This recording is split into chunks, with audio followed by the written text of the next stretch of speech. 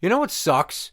When somebody tells you something that is incidentally hilarious, but then they follow it up with something tragic that totally fucks the mood up, and then you were supposed to like feel bad and then apologize and make penance for this unreasonable reaction you had to this hilarious shit you didn't know you were going to hear. Example this time being my estranged wife telling me that her mom shit her pants in the kitchen and got it on the floor. And I'm like laughing my ass off. She's like, yeah, and it happened because she fell down and hit her head and got a concussion.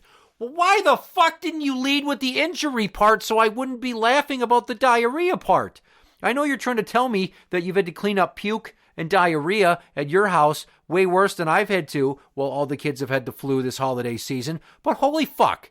You said your mom shit on the floor, and then you said it happened when she fell down and hit her head and got her concussion. And then, before I could even take a breath to try to calibrate my brain to stop giggling, you go, and then my sister was using my mom's bathroom, and she was doing like your mom did, shitting in the toilet, and then she fucking threw up on the wall. And that made me laugh again, but, you know, just for accuracy's sake, my mom was throwing up into the toilet and then shit on the floor and ruined a rug.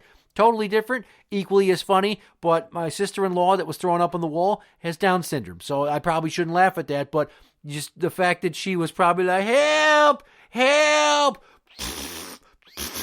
and then blah, on the wall.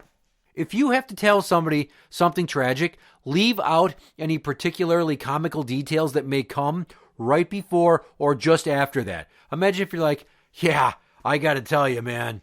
Like my cousin's weirded out by clowns whenever he sees one. He just like trembles uncontrollably and starts crying and screaming out loud. And I picture that and that makes me laugh. And then if you follow it up with, yeah, because he had like a performer at one of his birthday parties as a kid. And that guy was actually drunk and that he tripped over a hose in the backyard and fell on top of a baby and that baby died.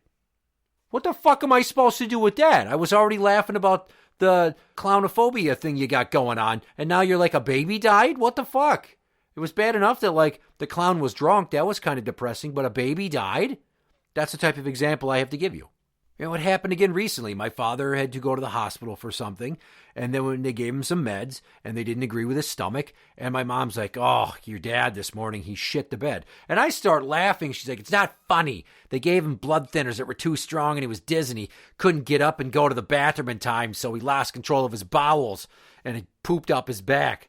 And I'm like, that's unfortunate. And I had to clean it. Well, now everything's funny again because Roger shit the bed and Linda might have got some on her and she's the one having to sit there and wash the sheets.